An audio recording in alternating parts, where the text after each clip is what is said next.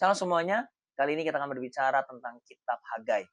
Ya, kita langsung saja. Kitab Hagai ini sudah pasti ditulis oleh Nabi Hagai. Ya, ini adalah kisah di mana Hagai itu berada setelah pembuangannya bangsa Israel.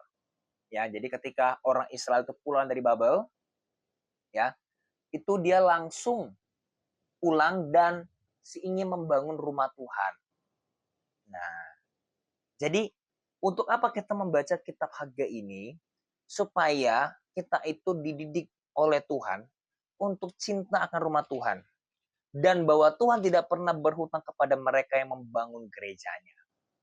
Nah, ini ada dua konteks teman-teman ya. Saya kasih tahu background-nya dulu. Background-nya di sini adalah mereka ingin membangun rumah Allah. Mereka ingin membangun bait Allah. Karena waktu itu bait Allah sudah runtuh karena orang Israel itu bandelnya bukan main. Akhirnya Tuhan terpaksa menghukum mereka sampai 70 tahun di Babel. Baru setelah 70 tahun di Babel, balik lagi ke tanah Yerusalem itu. Dan mereka membangun rumah itu.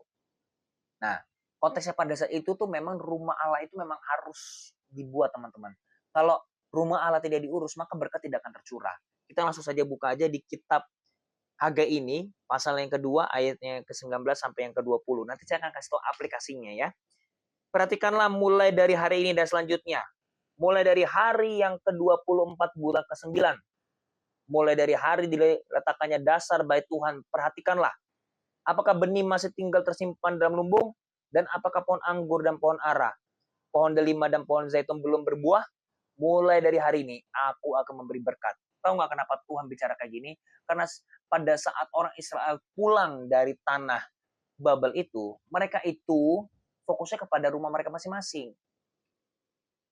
Karena mereka fokus kepada rumah masing-masing, mereka tidak membangun rumah Tuhan. Sehingga dengan kata lain, mereka tidak mementingkan Tuhan. Makanya ketika mereka membuat batu-batu itu, mereka menyusunnya, mereka itu kan ada bekas reruntuhan ya, jadi masih ada puing-puing. Mereka membersihkan rumah Tuhan itu, rumah mereka nantilah gitu kan ya. Yang penting rumah Tuhan jadi dulu. Akhirnya disinilah terjadilah perkataan Tuhan itu, firman Tuhan itu. Dan yang terakhir kalimatnya, mulai dari hari ini aku akan memberi berkat. Artinya ada dua konteks kalau kita di zaman sekarang ini. Yang pertama, kita memang mengurus gereja Tuhan secara gedung. Memang gereja itu adalah kita, teman-teman. Gereja itu adalah kita. Makanya saya bilang konteksnya ada dua. Satu, gereja itu adalah kita, yang artinya teman-teman perlu membantu teman-teman di sekitarmu, apalagi di orang Kristen. Bukan berarti kita itu tidak care dengan agama lain ya. Bukan berarti kita itu tidak mencintai atau mengasihi umat lain. Kalau kita bisa untuk membantu dua-duanya, kenapa tidak? Tapi kan namanya kita manusia ya teman-teman. Namanya kita ini masih juga ada kekurangan, masih ada hal-hal yang kita tidak bisa berbagi. Ya, setidaknya pilihlah yang prioritas. Pilihlah teman-teman atau orang-orang yang seiman dengan dirimu. Nah, misalnya takkan teman, takkan siapa, mulailah belajar untuk care dengan gereja Tuhan. Lalu yang kedua apa? Care dengan tempat gereja. Ya seperti kayak peralatan, misalnya kamu ada di gereja manapun, please untuk bisa bisa apa namanya membantu orang gereja di situ.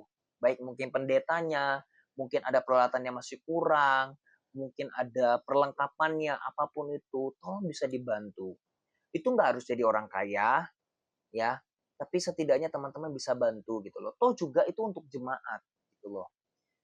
Apalagi kalau konteksnya teman-teman, oh tapi kan saya sudah di gereja besar. Kalau di gereja besar mah nggak perlu dana. Siapa bilang? Kalau ini soalnya berkaitan dengan dana nih. Kalau kita ngomong kitab Hagai itu tidak terlepas juga dari ngomongin soal dana juga. Dan kalau kita bicara soal dana, kita jangan langsung berpikiran bahwa gereja itu nggak perlu duit. Gereja itu perlu duit, guys. Setiap apapun di muka bumi ini semua pasti perlu duit. Even pada saat di perjanjian lama pun, kalau bicara tentang kambing domba, itu pun juga transaksi loh sebenarnya. Karena pada saat itu kan belum ada mata uang. Masih masih pakai yang sangat-sangat sederhana lah, mungkin bisa dari dirham ya kan. Ada beberapa mata uang yang sudah ada, tetapi kalau konteksnya di Israel itu ada yang masih ditukarnya pakai apa? Pakai lembu, pakai buah-buahan, pokoknya pakai makanan lah. Nah, jadi makanya karena seperti itu, kita Apakah disebut zaman dulu gak ada eh, transaksi? Ya pasti ada. Makanya firman Tuhan katakan di Perjanjian Lama juga, janganlah datang kepadaku dengan tangan hampa.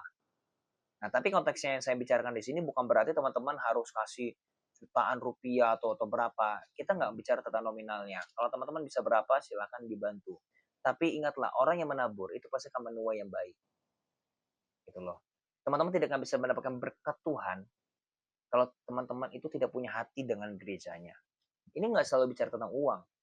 Tapi minimal kayak tadi, misalnya ada pendetamu atau mungkin ada teman seimanmu di dalam gereja yang memang sedang membutuhkan, tolonglah dia.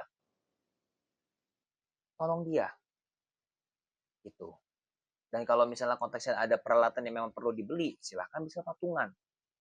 Dan kalau dibilang gereja besar nggak butuh atau gereja kecil butuh, gereja besar atau kecil, saya udah pernah bilang juga nih, gereja besar atau kecil tidak perlu dana jikalau dia tidak melakukan amanat agung atau dia tidak melakukan kehendak Tuhan. Kehendak Tuhan itu kan ada banyak ya. Memang semua memuliakan nama Yesus, tetapi apakah visi misi Kristus itu sungguh-sungguh dilakukan? Yaitu gereja masing-masing. Kita bisa menjawabnya. Saya nggak mau judge gereja A, gereja B, gereja C. Tapi teman-teman kan bisa lihat apakah gereja yang kamu berada di situ sungguh-sungguh melakukan amanat agung. Kalau misalnya iya, sekalipun gereja besar, teman-teman perlu kasih. Karena itu adalah sebagai bentuk kamu sayang dengan Tuhan. Salah satunya. Sama seperti halnya kalau kita ngomong soal pajak. Kalau ngomong soal pajak, kita nggak bisa nih ngomong kayak, ya yang penting mah gua ngelihatnya kalau di negara ini kayaknya pajaknya nanti bakal dipakai inilah, pakai itulah, mending gak usah kasih. Salah. Tugas kita sebagai warga negara ya kita tetap bayar pajak lah. Kita nggak bisa pakai alasan apapun. Karena apa? Karena kita adalah warga negara Indonesia.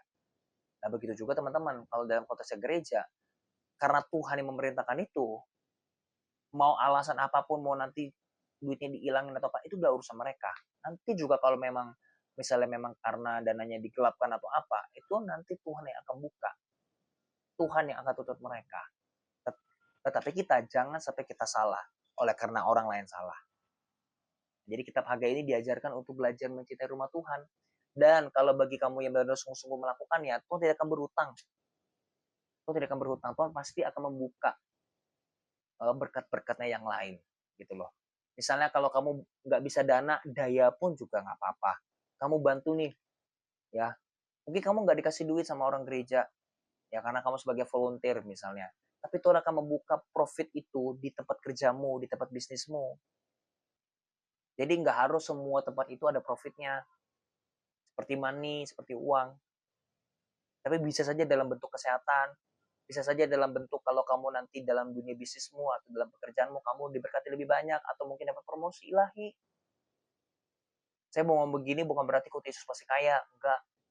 Ikut Yesus bisa kaya enggak? Bisa, tapi enggak tentu kaya. Ikut Yesus bisa miskin enggak? Bisa miskin, tapi enggak tentu miskin.